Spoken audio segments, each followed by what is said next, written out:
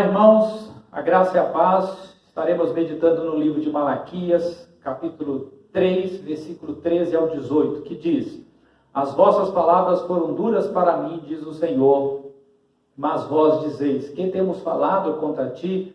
Vós dizeis: inútil é servir a Deus, que nos aproveitou termos cuidado em guardar os seus preceitos e em andar de luto diante do Senhor dos Exércitos.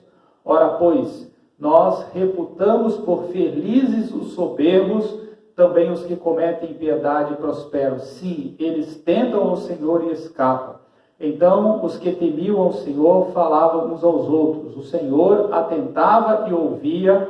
Havia um memorial escrito diante dele para os que temem ao Senhor e para os que se lembram do seu nome. Eles serão para mim particular tesouro naquele dia que preparei, diz o Senhor dos Exércitos. Poupá-los-ei como um homem poupa ao seu filho que o serve. Então vereis outra vez a diferença entre o justo e o perverso, entre o que serve a Deus e o que não serve.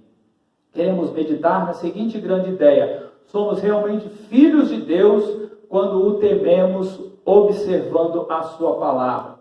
Na última mensagem falamos que obedecer é melhor do que sacrificar, que o que Deus quer dos seus, em primeiro lugar, é a obediência às suas determinações. Ao longo do livro de Malaquias, percebemos que o povo daquela época tinha dificuldade de discernimento sobre as consequências das suas escolhas pecaminosas. No primeiro capítulo, nós encontramos Deus dizendo para aquele povo: eu amo vocês. Mas os cidadãos diziam: em que nos têm amado? Eles eram incapazes de perceber que Deus os amava verdadeiramente. Vemos Deus dizendo que eles não estavam respeitando. Eles perguntavam: em que te havemos profanado? Eles eram incapazes de perceber que as suas atitudes desrespeitavam a Deus. No segundo capítulo, Deus fala que não iria ouvir as suas orações, porque o seu altar estava cheio de lágrimas. Eles diziam então: mas que lágrimas são essas? Deus responde: essas são lágrimas das suas esposas, por causa das suas traições, da infidelidade e do repúdio que vocês estão praticando contra elas. O povo daquela época sofria pela falta de discernimento. Nós, muitas vezes, também sofremos desse mal. A nossa falta de entendimento e de sabedoria faz com que olhemos para as coisas de uma maneira invertida, ou ao contrário. Na Sérvia, existe uma mulher de mais ou menos 37 anos que tem um distúrbio raro que faz com que ela veja o mundo ao contrário. Ela se chama Bohana Danilovic. Ela lê o jornal de ponta cabeça, ela digita no teclado do computador postado de cabeça para baixo. Ela sofre de um chamado fenômeno da orientação espacial, que altera a percepção espacial dela. Me parece que o povo, na época de Malaquias, também deveriam sofrer deste distúrbio, tendo em vista que eles não tinham percepção clara de quem era Deus e de quão errados eles estavam vivendo. No terceiro capítulo, Deus está dizendo: as vossas palavras foram duras. Mas eles perguntavam: que temos falado contra ti? O que temos falado que é ofensivo a ti? Não estamos ofendendo a Deus somente com as suas atitudes, mas as suas palavras também estavam ofendendo a Deus. Sabemos que palavras duras trazem seus resultados. É isso que lemos lá em Provérbios 15:1. A palavra dura suscita a ira. Por isso, eles escolheram ou colheram os resultados das palavras duras que eles proferiram contra Deus. Mas o que nós percebemos é que não existiam somente pessoas que estavam ofendendo a Deus. Existiam também ali pessoas que de alguma maneira agradavam ao Senhor, temiam o Senhor. No verso 16 está escrito: então os que temiam o Senhor falavam uns aos outros, o Senhor atentava e ouvia. Havia um memorial escrito diante dele para os que temem ao Senhor e para os que se lembram do seu nome. Havia ali algumas pessoas que se tornaram um memorial diante de Deus. Essa figura era um reflexo de uma prática estabelecida pelos reis persas, os quais viveram um pouco antes de Malaquias. Se lermos Esther, o livro de Esther, capítulo 2, verso 23, veremos que Mordecai denunciou uma conspiração que estava sendo formada contra o rei. Tudo aquilo que ele fez foi relatado no livro das crônicas do rei. Passado alguns anos, houve uma trama de Ramã para matar Mordecai, mas nesse livro é dito que Mordecai tinha libertado e salvado o rei alguns anos antes. Depois de um sonho, o rei mandou conferir no livro das crônicas, e lá constatou-se que de fato Mordecai tinha sido um homem que havia libertado e salvo a vida dele. Assim sendo, ele foi reconhecido e honrado como tal. Deus está dizendo que ele tem um registro das pessoas que o ofendem com palavras duras. Por outro lado, há pessoas que temem a Deus, e essas pessoas que de fato temem têm um memorial e uma lembrança constante diante dele. Nos dias de Malaquias havia pessoas que ofendiam a Deus, e existiam também pessoas que Deus tinha em memória, com boas lembranças. A questão é que todo homem que vive longe de Deus vive conforme os conselhos desse mundo, vive conforme o seu coração corrompido e idólatra. Mas quando uma pessoa entende o Evangelho, a palavra de Deus, as boas novas da salvação, e entende que não pode salvar a si mesma, que precisa de um Salvador, que é Cristo, ela é selada pelo Espírito Santo, que passa a habitar nela porque creu, confiou a sua vida a Deus através do sacrifício de Jesus na cruz. Ela é transformada em uma nova criatura. Ela passa a viver a maior e melhor experiência que um ser humano pode ter na vida, o prazer de se relacionar com Deus através de Jesus Cristo, do Espírito Santo de Deus. Essa é uma experiência sobrenatural, sobre-humana, de maneira que o homem natural não pode entender. As mudanças são evidenciadas na vida dessa pessoa a partir dessa confissão, dessa entrega, desse entendimento. Que mudanças são essas? Para responder a esta pergunta, eu quero pensar sobre as diferenças que existem entre o justo e o perverso, entre o que serve a Deus e o que não o serve, conforme diz aqui Malaquias 3,18, entre uma criatura e um filho de Deus. O que seria a criatura? Criatura é alguém que foi criado por Deus, a imagem dele, mas por causa do pecado se encontra separado dele por herança adâmica. Paulo escreveu lá em Romanos, dizendo que todos pecaram e destituídos estão da glória de Deus, da presença de Deus. Por um homem entrou o pecado no mundo, através de Adão. E filho, o que seria? Filho é aquele que crê, que confia, que deposita toda a sua vida nas mãos de Deus, através de Cristo, por obediência à sua palavra. Tem muita gente que diz que crê, mas seus atos não demonstram isso. Esse é enganado pela tradição. Muitos acham que todos vão para o céu, que todos são filhos de Deus, mas a Bíblia diz que não. Há sim o inferno preparado para o diabo e para os que já estão condenados por negarem a Cristo. João 3,18, por exemplo, diz que quem nele crê não é julgado. O que não crê já está julgado, porquanto não crê no nome do unigênito Filho de Deus. Tem muita gente que escolheu pagar para ver se essa palavra é mentirosa. Eu, pessoalmente, prefiro não pagar para ver isso. Por isso eu escolhi crer. Então, para ser filho de Deus, é preciso ser adotado por Deus através de uma experiência de conversão, entregando a vida a Cristo. Assim como havia diferença naqueles dois grupos na época de Malaquias, aqueles que ofendiam a Deus, não honrando, e aqueles que eram uma lembrança agradável a Ele, assim também temos esses dois tipos de pessoas hoje em dia. Então, nesse sentido, queremos meditar sobre as diferenças que existe entre uma criatura e um filho de Deus. A primeira é sobre o seu Senhor. Você pode notar que ao longo do livro de Malaquias, por 24 vezes aparece a expressão Senhor dos Exércitos. Eles estavam acostumados com esse conceito de Senhor.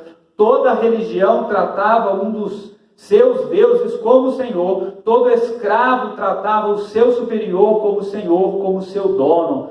Quando Deus libertou aquele povo do Egito, ele estabeleceu algumas normas para eles. Por exemplo, lá no livro de Êxodo 20, o verso 2 ao 5, temos o seguinte: Eu sou o Senhor teu Deus, que te tirei da terra do Egito, da casa da servidão. Não terá outros deuses diante de mim, não farás para ti imagem de escultura, nem semelhança alguma do que há em cima nos céus, nem embaixo na terra, nem nas águas debaixo da terra. Não as adorarás, nem lhes darás culto, porque eu sou o Senhor teu Deus, Deus zeloso. Deus estava afirmando: eu sou o Senhor, eu sou seu dono, eu estou estabelecendo um pacto com vocês, eu sou o soberano, o rei, o Senhor, e vocês são os meus súditos. Relacione-se comigo como tal. No entanto, quando lemos Malaquias 3,14, vemos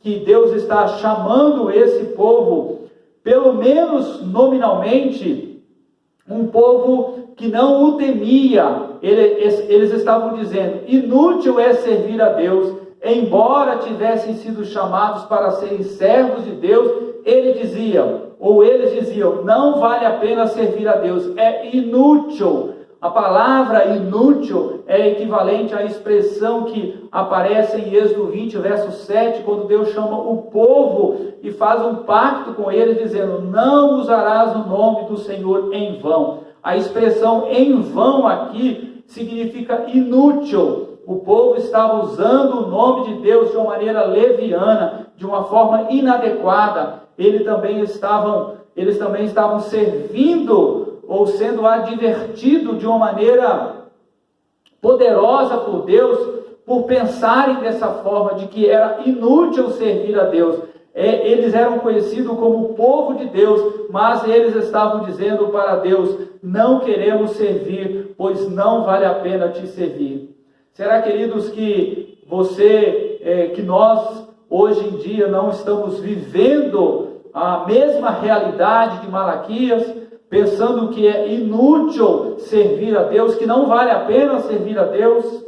Revelamos nosso coração pecaminoso quando reagimos com um não, quando recebemos uma ordem de Deus e não as praticamos. Quando você diz não para Deus, Ele não é o seu Senhor, mas se Ele é Senhor, você não pode dizer não para Ele. Você até pode ter uma opinião diferente da de Deus, não deveria, mas pode. Mas precisa saber que não é a sua opinião que vale, que conta. Se for a dele que prevalece, então ele é o seu Senhor. Se for a sua que prevalece, então você é o seu próprio Senhor. A diferença de um homem de Deus é que ele, além de não discordar de Deus, ele se sujeita a ele. Malaquias 1, versículo 6, ele começa o seu debate com aquele povo que dizia que não o temia. E já lá no 3,16, vemos que por 2 vezes ele afirma existir um público ali que o temia. O que significa isso? Significa que no fundo, eles tinham consciência de que eles tinham uma autoridade suprema, sendo que alguns escolheram temer a essa autoridade, a esse Senhor, e outros não, como hoje em dia alguns também não têm escolhido temer ao Senhor. Quando Deus está dizendo: eu sou o Senhor dos exércitos, quem está falando é o dono de todas as coisas, é o comandante, o general, o criador, o sustentador, é a autoridade máxima. Existiam pessoas que diziam: é inútil servir a Deus, mas existiam também ali pessoas que temiam a Deus. Quem é o que comanda a sua vida? quem é o Senhor da sua vida. Um filho de Deus se diferencia pelo fato de ter o Senhor comandando a sua vida. Nós estamos meditando sobre algumas diferenças entre uma criatura e um filho de Deus. A segunda diferença é sobre o que os motiva. Por que razão uma criatura vive e por que razão um filho de Deus vive? Nós somos movidos por uma série de razões. Algumas dessas razões estão bem claras, outras não. Algumas razões estão certas, outras não. Qual é o motivo delas viverem? O que motiva você a viver? No versículo 14 está escrito que nos aproveitou termos cuidado em guardar os seus preceitos e andar de luto diante do Senhor dos Exércitos. Eu quero chamar a sua atenção para o seguinte detalhe da pergunta: que nos aproveitou em obedecer a Deus, que nos aproveitou em andar de luto. A palavra hebraica, que é aqui traduzida por luto, fala da falsa concepção que aquele povo tinha de Deus. A concepção era de que a vida com Deus era marcado tão somente por lamento, por dor, por tristeza, por falta de alegria. E eles então perguntavam: vale a pena servir a Deus? Que proveito tem em servir a Deus? A palavra proveito aparece outras vezes na Bíblia, em quase todas as vezes com a ideia de um ganho ou um lucro financeiro desonesto. Ela aparece pela primeira vez em Gênesis 37 e 26, na história de José e dos seus irmãos. José era o filho predileto de Jacó, um bom filho que contava para o pai tudo o que os seus irmãos faziam de errado. Com isso, os irmãos alimentaram um ódio terrível contra ele. Num determinado dia, ele foi até os seus irmãos no campo e eles decidiram matá-lo. Mas Judá disse aos seus irmãos: de que nos aproveita matar o nosso irmão e esconder-lhe o sangue? Em outras palavras, que proveito temos se fizermos isso? O que vamos ganhar com isso? Vamos vendê-lo como escravo para uma comitiva que vai para o Egito. Eles estavam pensando em um lucro desonesto, venderam o irmão, e esse é o sentido principal dessa palavra em quase toda a Bíblia. Os cidadãos de Israel estavam questionando a Deus: vale a pena obedecer a Deus? O que nós vamos ganhar com isso? Eles viam a vida com Deus na perspectiva do lucro. O que Deus vai fazer por mim? Viam na perspectiva do que era proveitoso para ele. Semelhante ao que nós vemos ainda na nossa época, nos nossos dias. Na história de Jó, por exemplo, lemos que Satanás chegou diante de Deus e perguntou: observaste o meu servo Jó? O diabo sugeriu que Jó estivesse vivendo daquela maneira somente por causa das mordomias que ele tinha. Deus então disse: tire o dinheiro que ele tem, tire os filhos, tire a saúde. Deus tinha a convicção de que ali estava um homem que estava com ele não por causa das bênçãos. A motivação dele não era a ganância, não era a ambição, mas sim o próprio Senhor. Isso diferencia um filho que não serve a Deus, ou um homem que não serve a Deus, de uma criatura, de um homem que serve a Deus, de um filho dele. As Escrituras nos ensinam o que a ganância e a ambição fazem com uma pessoa. Elas são incompatíveis com o servir a Deus. Lá no primeiro livro de Samuel, no capítulo 8, verso 3, encontramos uma dessas passagens que vai falar justamente sobre o que a ganância faz na vida de uma pessoa. O texto fala sobre os filhos de Samuel. Diz lá: porém seus filhos não andaram pelos caminhos dele, antes se inclinaram à avareza e aceitaram o suborno e perverteram o direito. Eles eram sacerdotes de Deus e se desviaram por causa da sua ganância. Em Isaías 56 também lemos: são pastores que nada compreendem, e todos se tornam para o seu caminho, e cada um para a sua ganância, todos sem exceção. A ganância e a ambição desviaram sacerdotes, pastores e profetas nos tempos antigos.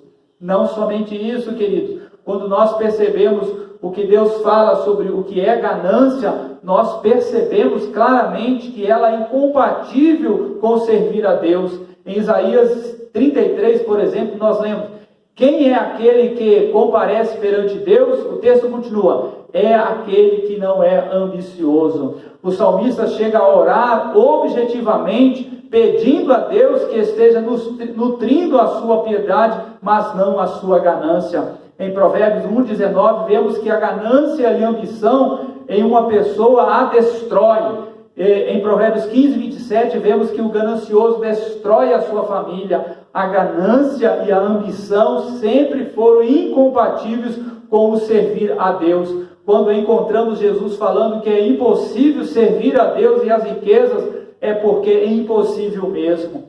Não tente conciliar as duas coisas, ou vive-se em função de uma ou vive-se em função de outra. Servir a Deus não é ser mercenário, não é ficar olhando para Deus pensando o quanto você vai ganhar com isso. O Deus que promete suprir as nossas necessidades é o mesmo Deus que condena a ganância, a ambição e o lucro desonesto. Então, por que razão nós devemos viver? Certamente não é pelo dinheiro, não é com ganância. Em Colossenses 3,17 está escrito: e tudo o que fizerdes, seja em palavra, seja em ação, fazei em nome do Senhor Jesus, dando por ele graças a Deus o Pai. A maneira como nós devemos viver e motivar a nossa vida é fazendo tudo em nome do Senhor Jesus. Isso significa viver como representante dele. A razão para você viver deve ser em nome do Senhor Jesus. Nós somos os representantes de Deus diante do mundo. No verso 23, o apóstolo Paulo diz assim: tudo quanto fizerdes, fazei-o de todo o coração, como para o Senhor e não para os homens. Aquilo que nos vier à mão para fazer, devemos fazer como se fosse para Deus. A razão de nós vivermos não pode ser o ganho, mas sim a glória de Deus. Vivermos para Ele como representantes dEle. Estamos meditando, queridos, sobre as diferenças entre uma criatura e um filho de Deus. A terceira diferença é sobre o seu regente. Nós já vimos que existe um Senhor. Se nós não entendermos que Deus é o Senhor, que Jesus é o Senhor, nós lançamos mão de outro Senhor, que pode ser nós mesmos. E quando nós somos os nossos senhores, a nossa ética será falha, porque funcionará para o que nós queremos.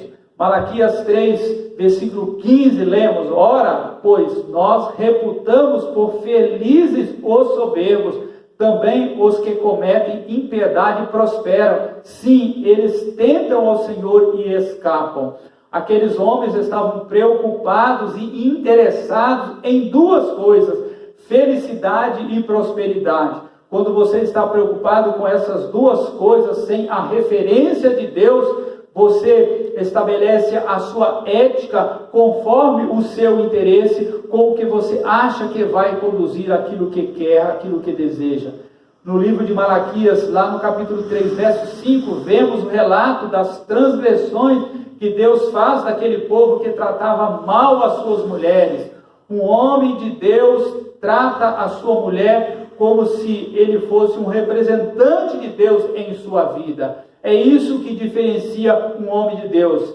Ainda em Malaquias 3,5, nós vamos perceber que uma das queixas que Deus tinha era de como os homens tratavam os seus funcionários. Um homem de Deus se diferencia na maneira como trata os seus funcionários, os tratando com honra, com respeito, com justiça, com pagamento justo. Nós não podemos pensar que é possível ser um homem de Deus apenas dentro das quatro paredes de uma igreja.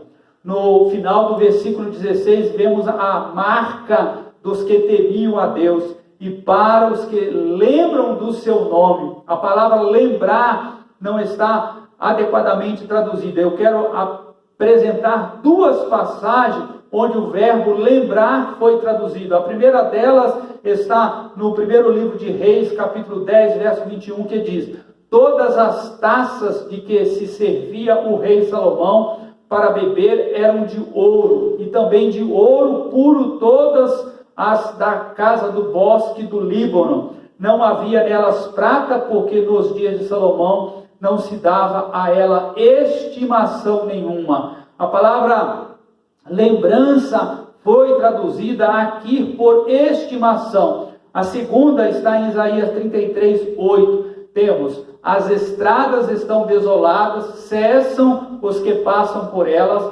rompem-se as alianças, as cidades são desprezadas, já não se faz caso do homem. Não lembrar é não fazer caso. Lembrar é estimar. A característica do homem de Deus é que ele se lembra de Deus, faz caso de Deus, ele estima o nome de Deus, o caráter de Deus, o projeto de Deus, o plano de Deus, a doutrina de Deus, a ética de Deus.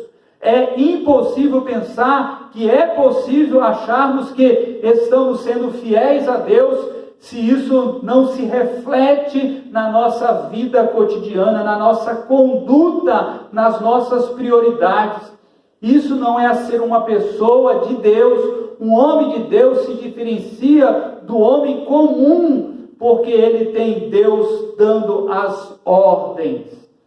No início eu disse que somos realmente filhos de Deus quando o tememos observando a sua palavra. Somos filhos de Deus temendo e observando a sua palavra quando fazemos exatamente o que diz lá no Salmo de número 1, verso 1 e até o verso 3. Bem-aventurado o homem que não anda no conselho dos ímpios, nem se detém nos caminhos dos pecadores, nem se assenta na roda dos escarnecedores. Antes o seu prazer está na lei do Senhor, e na sua lei medita de dia e de noite. Ele é como a árvore plantada junto à corrente de águas, que no devido tempo dá o seu fruto e cuja folhagem não murcha, e tudo quanto ele faz será bem sucedido. Aqui temos o conceito de felicidade, de vida bem-sucedida, de prosperidade, que difere do padrão do mundo. O homem de Deus está atento para o que Deus fala. A verdadeira felicidade e prosperidade advém da observância à palavra de Deus. No versículo 16 de Malaquias 3, encontramos uma promessa do Senhor, de que aqueles que o temem terão a oração respondida. Lá diz: e ouvia. Você pode ser um infeliz tendo muitos bens, e pode ser extremamente feliz com poucos bens. Deus promete prosperidade e felicidade reais. Deus está dizendo que nós seremos uma propriedade valorosa dele. No verso 16, ainda ele afirma que seremos como um memorial e estaremos constantemente diante dele. No 17, ele está dizendo que vai cuidar de nós como cuida de um filho. Esses são os resultados da vida de um homem de Deus. Existem diferenças entre uma pessoa que não serve a Deus, de uma criatura, e uma pessoa que serve a Deus, de um filho dele. Lá no verso de número 14, diz que os homens comuns, os homens que não são de Deus, estão dizendo: é inútil servir a Deus, não vale a pena. O homem comum defende a independência de Deus. No verso 16, lemos: então os que temiam o Senhor falavam uns aos outros. O que eles falavam? Eles estavam se motivando ou se encorajando mutuamente na ideia de servir ao Senhor, de temer ao Senhor, enquanto o ímpio está defendendo a vida independente de Deus, desprezando a vida com Deus. O homem de Deus está exortando: vamos seguir a palavra, vamos obedecer ao que ele fala. O homem de Deus não só desfruta das suas bênçãos, mas também acaba sendo um ponto de encorajamento e de motivação a outras pessoas para que elas sirvam a Deus. É possível e muito fácil vivemos como homens comuns, mas Deus tem mais do que isso para nós, queridos. A sua inspiração, ou a sua aspiração é de que nós o levemos a sério como Ele manda, que vivamos em função dEle e que a nossa conduta seja pautada pela sua própria ética.